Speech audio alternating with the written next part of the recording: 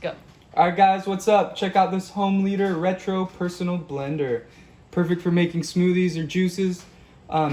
Really cool. It comes with a stainless steel cup, which is really nice, so you can take your smoothies on the go. It's a personal blender, so it comes with a small little cup to blend your drink in. And it has 6 blades on the inside. Oh yeah, but you could twist it off, okay? So very nice and easy to use. Just put it on, twist it on, makes it easy for cleaning it as well.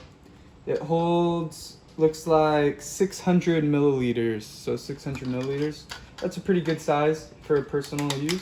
There we go. And then it has a nice simple lock mechanism, so twist to lock. So you just put it in, twist it around, and then it'll lock in place. Turn it on, it's an easy button you push to just blend it. You do have to hold the button down, so you can't just press it and leave. You have to actually be there monitoring it. But cool blender, we're gonna make a smoothie in it, see how it works.